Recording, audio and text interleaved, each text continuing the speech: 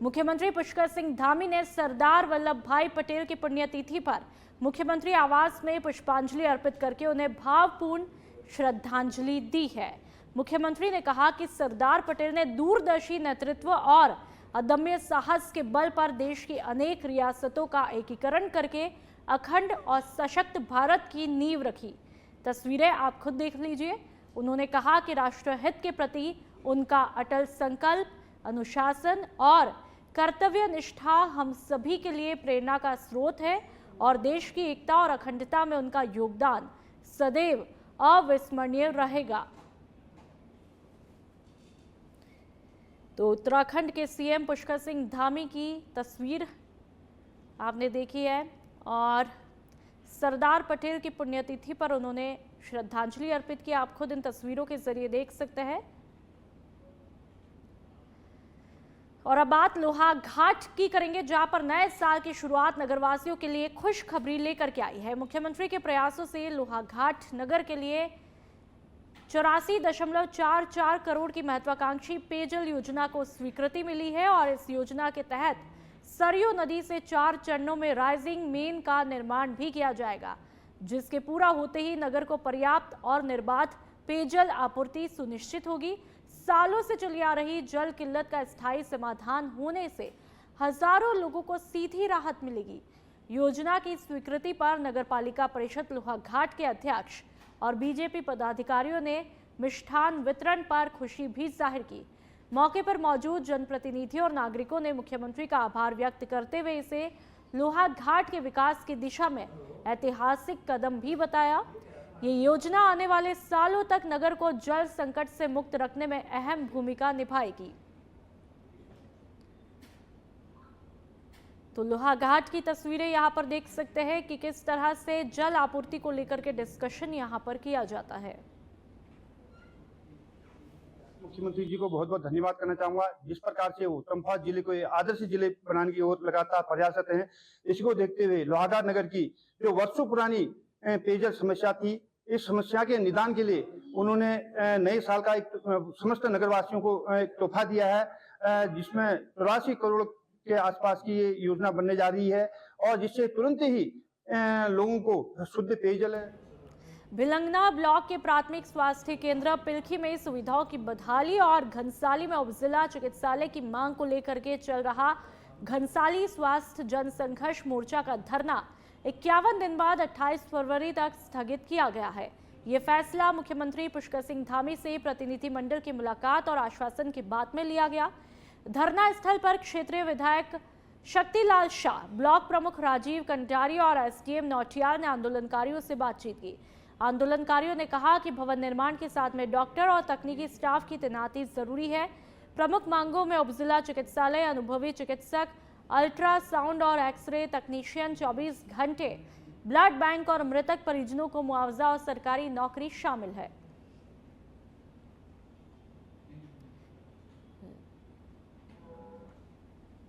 तो ये पूरा फैसला मुख्यमंत्री से आश्वासन मिलने के बाद में लिया जाता है। स्वास्थ्य सुविधाओं को लेकर के आंदोलन यहां पर चल रहा था। 51 दिन बाद स्थगित करने का फैसला, मुख्यमंत्री से आश्वासन मिलने पर यह फैसला लिया गया।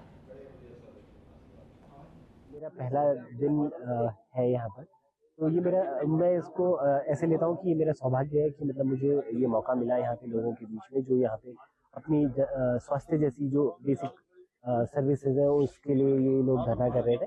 और आज ये धरना जो इनकी 5 मांगे थी उन पे एक सहमति बन गई है और ये इन्होंने अभी समाप्त कर दिया है। वो 5 मांगों में जो मेन डिमांड मुझे लगती है वो ये है कि यहाँ पे जो CHC है पिलखी में, उसका उच्चीकरण किया जाना है उप जिला चिकित्सालय में।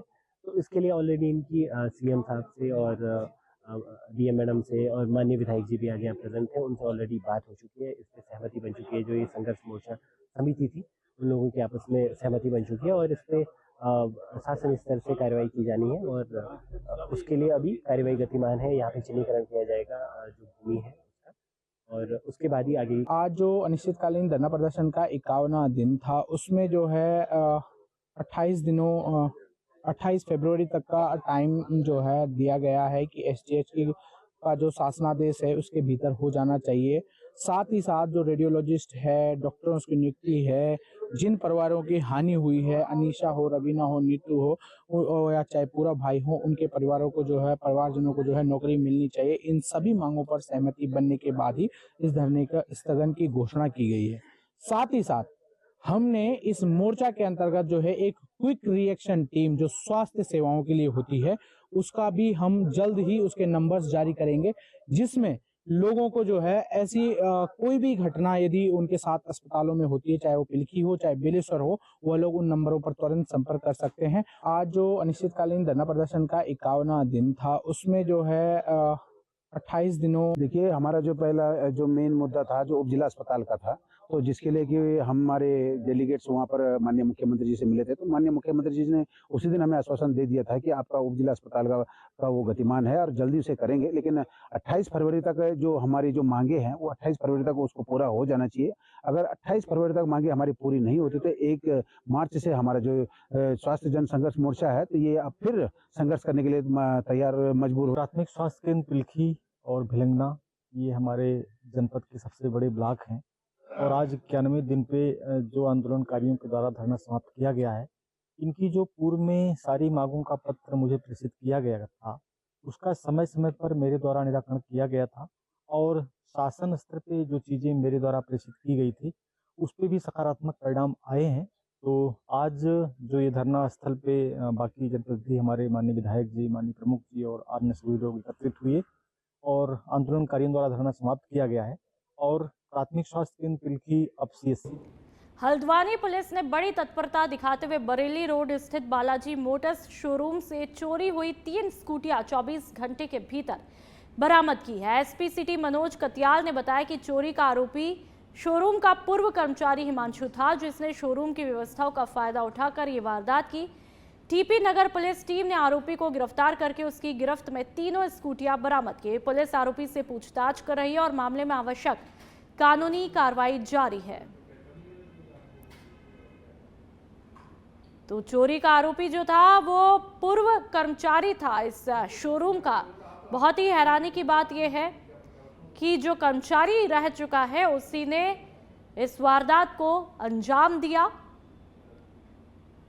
और इसका आरोपी का नाम हिमांशु बताया जा रहा है। आरोपी को फिलहाल गिरफ्तार कर लिया है।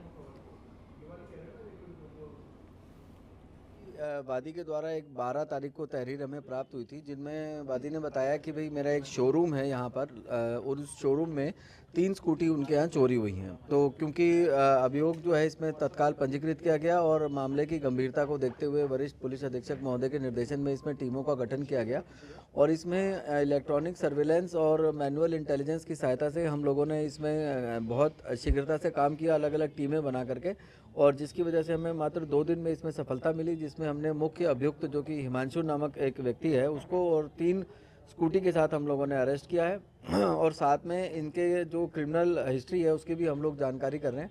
और इसके साथ ही ये एक मैसेज भी आप लोगों के चैनल के माध्यम से हम पुनः एक ये देना चाह रहे हैं कि जो भी आप अपने शॉप पर कर्मचारी रखते हैं उसका सत्यापन जरूर कराएं, कर्मचारी का, घरेलू नौकर का।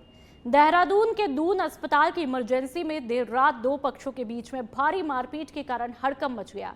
विवाद पहले से अस्पताल के बाहर चल रहा था और जब एक पक्ष इलाज के लिए आया तो आमना सामना होने पर मामला हिंसक हुआ। झगड़े में डॉक्टर, सुरक्षाकर्मी और पुलिसकर्मी भी प्रभावित हुए, जिससे इमरजेंसी में अफरा तफरी मच गई। तस्वीरें आप देख लीजिए। और डॉक्टरों ने हड़ताल कर दी।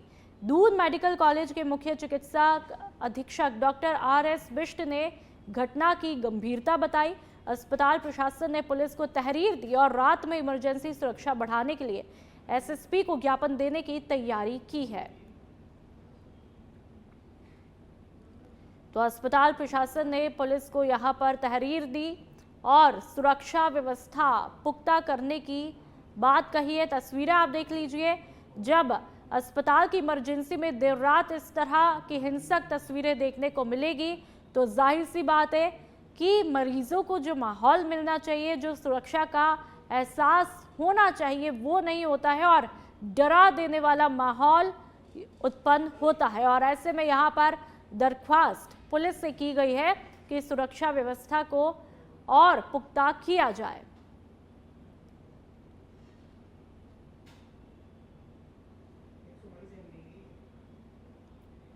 हल्द्वानी तहसील क्षेत्र में पिछले 5 साल के स्थायी और जाति निवास प्रमाण पत्रों की जांच में तेजी आई है, जिसमें अब तक 89 प्रमाण पत्र अपूर्ण और संदिग्ध पाए जाने पर निरस्त किए गए। मुख्यमंत्री पुष्कर सिंह धामी के निर्देशन पर डेमोग्राफी चेंज मामले को लेकर सभी जिलों में गहन जांच के बाद में हल्द्वानी परगना में भी जांच समिति गठित की गई थी। प्रारंभिक जांच में 2000 से ज्यादा प्रमाण पत्रों की समीक्षा की गई, जिसमें अधिकांश सही पाए गए, लेकिन 89 प्रमाण पत्र अपूर्ण या संदिग्ध होने के कारण निरस्त किए गए।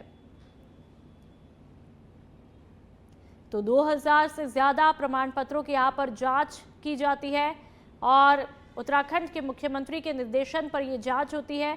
पिछले 5 साल के यदि रिकॉर्ड की बात करें तो लगभग के आंकड़े में मैं बता रही हूँ 89 प्रमाण पत्रों को निरस्त किया जाता है और 2000 से ज्यादा प्रमाण पत्रों की जांच की जा चुकी है। जाति प्रमाण पत्रों की भी जांच की जा रही है और जो संदिग्ध पाए जा रहे हैं उसको भी समिति के माध्यम से निरस्त करने के लिए अग्रसाइज किया जा रहा है। सर, ये जो प्रमाण पत्र बने हैं, क्या इन पर भी, बनाने वालों पर भी कार्रवाई की जाएगी, क्योंकि इसमें संलिप्तता तो अधिकारियों की भी है। इसमें जो भी प्रमाण पत्र है उस प्रमाण पत्र में जो अभिलेख हैं, अभिलेखों की जांच की जा रही है। जो उसमें रिपोर्ट लगाई गई है तत्कालीन पटवारी के माध्यम से, तहसीलदार के माध्यम से, उस अब रिपोर्ट को भी चेक किया जा रहा है। यदि ऐसा पाया जाता है कि किसी कार्मिक के स्तर पर लापरवाही की गई है, उस संबंधित कार्मिक के विरुद्ध भी कार्रवाई।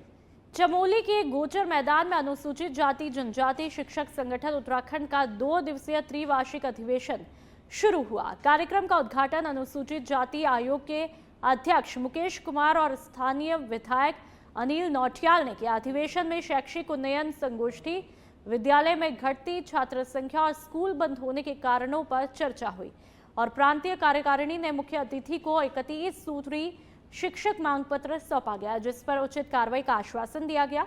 मुख्य अतिथि ने शैक्षिक संवाद पुस्तिका का विमोचन किया। राज्य भर से हजारों शिक्षक अधिवेशन में शामिल हुए और कार्यक्रम को लेकर के उत्साह देखा गया।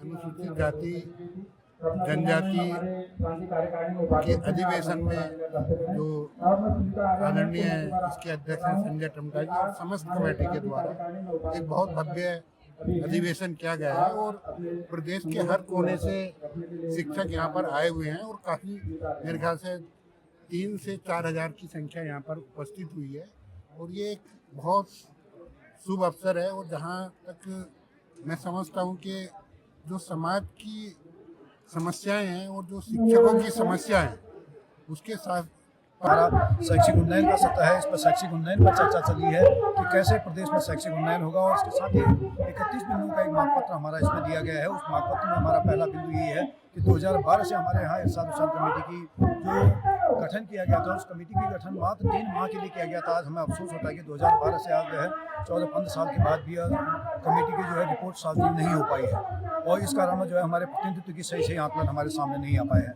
दूसरा महत्वपूर्ण बिंदु हमारा इसमें इस बात का है कि 80 शिक्षक एसोसिएशन को भी जो है विभागीय बैठकों में मान्यता देते हुए उसे आमंत्रित किया जाए। यद्यपि जो है विगत समय सरकार ने जो है हमें प्रांतीय स्तर पर विशेष बैठकों में अन्य संगठनों के साथ भी आमंत्रित किया है, लेकिन हम चाहते हैं कि इसके लिए। और आप चंपावत की बात करेंगे। जिला अधिकारी मनीष कुमार के द्वारा प्रत्येक सोमवार को आयोजित किया जाने वाला जन मिलन कार्यक्रम अब जन समस्याओं के समाधान का सबसे भरोसेमंद मंच बनता जा रहा है। सोमवार को जन मिलन में रिकॉर्ड 151 फरियादी अपनी शिकायतें लेकर के पहुंचे, जिससे मीटिंग हॉल छोटा पड़ गया। जिलाधिकारी ने करीब 7 घंटे तक एक फरियादी की समस्या गंभीरता से सुनी।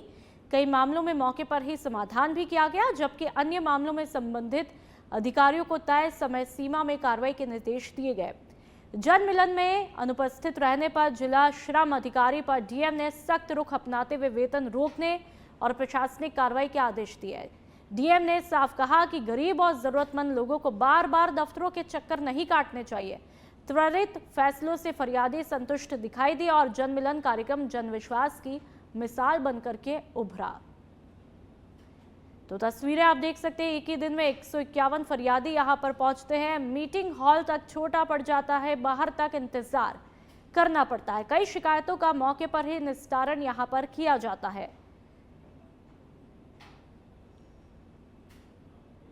और अब बात रुद्रपुर की, जहां पर अखिल भारतीय बंगाली एकता मंच के संस्थापक और युवा नेता सुब्रत कुमार विश्वास ने बंगाली समाज को आरक्षण दिलाने के लिए 2027 तक निर्णायक संघर्ष का ऐलान किया है। सुब्रत विश्वास ने कहा कि मंच संविधान और लोकतंत्र के दायरे में रहकर हर संभव प्रयास करेगा, लेकिन तय समय सीमा तक यदि बंगाली समाज को उसका अधिकार नहीं मिला तो सरकार के खिलाफ व्यापक आंदोलन भी शुरू किया जाएगा। उन्होंने आरोप लगाया कि सरकार लगातार बंगाली हिंदुओं की उपेक्षा कर रही है।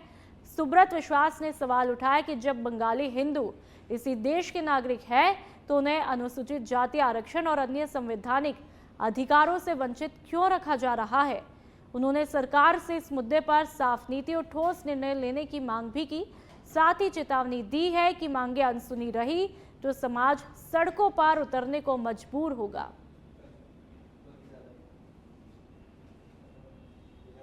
सरकार जो है हिंदूवादी सरकार है और इस देश में हिंदू होना ही बहुत बड़ा गुनाह है।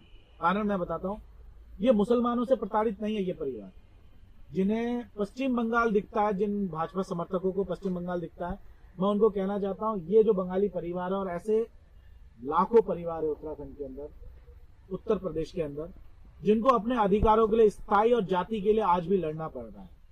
उनको कागज दिखाना पड़ता है मजबूरी में। कई परिवार ये जब विस्थापित होकर आए थे पूर्वी बंगाल से, जब पूर्वी बंगाल से ये विस्थापित होकर यहाँ पहुंचे, सरकार लेके आई, तब इनको कागज दिया गया। और कई लोगों के कागज ऐसी जगह बनाया गया, झोपड़ी में रहते थे, बड़ी स्थिति में बाढ़ आता था, कई लोगों के कागज जल गए। 25-25, 30-30 साल के, 40 साल के डॉक्यूमेंट कहाँ से दिखाएंगे। कुछ परिवारों के डॉक्यूमेंट्स हैं और जिनके डॉक्यूमेंट्स हैं उसके डॉक्यूमेंट्स को वैध नहीं मानते। वो कहते हैं तुम बांग्लादेश से घुसपैठिया हो। पहली बात मैं आपको कलेक्शन करना चाहता हूँ, जो लोग ये कहते हैं बांग्लादेश से घुसपैठिया हो, तो मैं उनको पहले भी मैंने एक मंच में कहा था, ये देश किसी का बाप का नहीं है, ये देश हम सबका है, उतना है जितना तुम्हारे बाप दादाओं का है। हमारे भी लोगों ने, हमारे परिवारों ने स्वतंत्र सेनानी हमारे देश की स्वतंत्रता के लिए खून दिया था। यहाँ जो परिवार है ना, सबके परिवार के दादा, इनके पूर्वजों ने देश की आजादी की लड़ाई लड़ी और लड़ाई लड़ने के बाद क्या मिला हमें मिला सिर्फ ठोकर। हमें मिला सिर्फ क्या कहते हैं, हमें सिर्फ ठोकर के सिवाय कुछ नहीं मिला। हमें दर बदर भटकने को मिला। कभी हम उड़ीसा में भटके, कभी हम पश्चिम बंगाल से हमने छत्तीसगढ़ में आए, कानपुर में आए, कोई रुद्रपुर में आए, कोई उत्तराखंड के देहरादून में एसआईआर लागू होने से पहले बीजेपी प्रदेश के बाहर काम करने वाले उत्तराखंडियों को उनके पैतृक गांव में वोट बनवाने के लिए मेरी गणना मेरा वोट मेरा गांव अभियान शुरू करने जा रही है। बीजेपी के बूथ लेवल के कार्यकर्ता गांव-गांव जाकर के प्रवासी उत्तराखंडियों से संपर्क करेंगे और मतदाता सूची का अध्ययन कर उन्हें वोटिंग के लिए प्रेरित भी करेंगे। अभियान में खास फोकस खाली और पलायन प्रभावित गांवों पर है, जहां पर 2011 से 2022 के बीच 1,47,512 लोग स्थायी रूप से पलायन भी कर चुके हैं। मुख्यमंत्री पुष्कर सिंह धामी ने रिवर्स पलायन और रोजगार सृजन को सरकार की सकारात्मक नीतियों का परिणाम बताया, जबकि बीजेपी नेताओं ने कहा कि अभियान से पर्वतीय क्षेत्रों की जनसंख्या को जोड़ा जाएगा और सीटों और केंद्रीय बजट पर असर को कम किया जाएगा। कांग्रेस ने अभियान पर सवाल उठाते हुए पलायन रोकने और युवाओं को रोजगार देने में बीजेपी सरकार की विफलता का आरोप भी लगाया। साल 2026 में प्री एसआईआर प्रक्रिया चल रही है, जिसमें बीएलओ मतदाताओं से प्रतिदिन संपर्क कर उन्हें दस्तावेज और वोटिंग की जानकारी देंगे, ताकि 2027 विधानसभा चुनाव में किसी को परेशानी ना हो। देखिए, जो एक अच्छी संख्या 6,500 से अधिक की संख्या इस वर्ष लोगों ने रिवर्स पलायन राज्य के अंदर किया है, जो हमारे लिए बहुत उत्साहजनक है। हम उसमें और प्रयास कर रहे हैं। और प्रवासी जो मैंने पंचायतों की बात की है, उसमें देश और दुनिया में रहने वाले सभी हमारे प्रवासी भाई बहन या जो राज्य के अंदर भी अलग स्थानों पर निवास करते हैं, उन सभी को अपने अपने जनपदों में एक दिन 2027 का विधानसभा का चुनाव नजदीक है, तो भारतीय जनता पार्टी पैतरे फेंकने में तो माहिर है। जिस प्रकार से वो कह रहे हैं कि रिवर्स पलायन हम लोग करेंगे, यहाँ पे रोजगार देंगे, यहाँ से पलायन रोकेंगे। जो इन्होंने पलायन आयोग बनाया था कि यहाँ से प्रदेश के अंदर हम बेरोजगारी को खत्म करेंगे, जो यहाँ से पलायन हो रहा उसको हम रोकेंगे, तो आज पलायन आयोग के दफ्तर में खुद ताला लग गया है। खुद पलायन आयोग इनका पलायन कर चुका है। सवाल यह है कि आपने 9 साल का समय होने वाला है, आपने कितना यहाँ से पलायन को रोका, कितने बेरोजगार युवकों को रोजगार दिया? ये आज पूरा प्रदेश भ्रष्ट नहीं, देखिए, अगर बात कांग्रेस के आरोप की है तो कांग्रेस ने तो कभी पलायन को रोकने के लिए काम ही नहीं करा, कभी पलायन के लिए उन्होंने यहाँ पर रिवर्स पलायन की कभी बात ही नहीं सोची, कभी कोई स्कीम ही नहीं बनाई। लेकिन भारतीय जनता पार्टी की सरकार और पुष्कर सिंह धामी जी के नेतृत्व में जिस तरीके से पलायन को रोकने के लिए काम कर रही है, जिस तरीके से रिवर्स पलायन की बात कर रही है, हम अपने गांव को गुलजार कर रहे हैं, हम अपने गांव को होम स्टे के जरिए पर्यटन को यहाँ पर बढ़ावा देने का काम कर रहे हैं, ताकि हमारे जो लोग बाहर चले गए हैं वो यहाँ आए और अपने गांव में आकर के अपना काम करें, अपना काम स्टार्ट करें, अपने कार्य को स्टार्ट करने का काम करें। लेकिन कांग्रेस की जो नीति है और जो सोच, उत्तराखंड में अगस्त सितंबर की आपदा से 5,702 करोड़ रुपए से ज्यादा का नुकसान हुआ, जबकि प्रधानमंत्री ने 1,200 करोड़ रुपए के तात्कालिक राहत पैकेज की घोषणा की थी, लेकिन अब तक राज्य को ये राशि नहीं मिली। राहत जारी होने की मुख्य शर्त post disaster need assessment report है। राज्य सरकार ने अक्टूबर में सभी जिलों में टीम भेज करके नुकसान का डेटा इकट्ठा किया, लेकिन ये पहली बार पूरे राज्य के लिए पीडीएनए हो रही है, इसलिए रिपोर्ट अभी अंतिम रूप में तैयार की जा रही है। आपदा प्रबंधन सचिव विनोद कुमार सुमन के मुताबिक विशेषज्ञ सुझावों को शामिल कर ये रिपोर्ट अगले 10 से 15 दिनों में पूरी होकर के केंद्र को भेजी जाएगी, जिसके बाद ही राहत पैकेज की राशि जारी हो पाएगी। रिपोर्ट के आधार पर सड़क, पुल, बिजली, पानी, मकान, कृषि भूमि के नुकसान के साथ में ही डिजास्टर रिस्क रिडक्शन फंड की भी मांग की जाएगी। जिले की टीम ने जो भ्रमण करना था पूरा कर लिया है, जो डेटा इकट्ठा करना था डेटा इकट्ठा कर लिया है। काफी बड़ी रिपोर्ट है, एक्सपर्ट्स के द्वारा अपने इनपुट दिए जा रहे हैं और उसके बाद कंपाइल करना है उसको, तो वो काम चल रहा है। तो थोड़ा सा उसमें 10 से 15 दिन समय लगने की संभावना है। रिपोर्ट अच्छी बनी है, पूरे राज्य को कवर किया है और ये पहली बार हुआ है कि पीडीएनए किसी राज्य ने पूरे राज्य के लिए किया है। इसके पहले स्पेसिफिक पीडीएनए होता था, जैसे उत्तराखंड में पहले जोशीमठ का पीडीएनए हुआ था, एक कस्बे का हुआ था। पहली बार ऐसा हुआ कि हम पूरे राज्य का पीडीएनए कराए हैं और उसकी रिपोर्ट सबमिट कर रहे हैं, क्योंकि पहली बार राज्य ने अपने आप पीडीएनए किया है। इसमें केंद्रीय एजेंसियों का सहयोग मिला है हमको, एनडीएमए का सहयोग मिला है हमको, लेकिन लीड हमको करना पड़ा है, इसलिए थोड़ा सा विलम्ब हो रहा है कि हमारे पास अनुभव नहीं था पहले का। और अब बात चंपावत की। मुख्यमंत्री पुष्कर सिंह धामी के उत्तराखंड को नशा मुक्त बनाने की मुहिम को आगे बढ़ाते हुए चंपावत पुलिस ने नशा तस्करों पर बड़ी कार्रवाई को अंजाम दिया है। पुलिस ने करीब 2 करोड़ रुपए मूल्य की 799 ग्राम हेरोइन के साथ में 3 तस्करों को गिरफ्तार किया है। पुलिस अधीक्षक अजय गणपति ने पत्रकार वार्ता में बताया कि ये कार्रवाई टनकपुर क्षेत्राधिकारी वंदना वर्मा के निर्देशन और एसओजी प्रभारी कमलेश भट्ट के नेतृत्व में पुलिस और एसओजी की संयुक्त टीम ने की। देर रात मुख्य राजमार्ग पर नाकेबंदी के दौरान बिना नंबर प्लेट की पल्सर बाइक पर सवार 3 अभियुक्तों को रोका गया, जिनके पास से भारी मात्रा में हेरोइन बरामद हुई।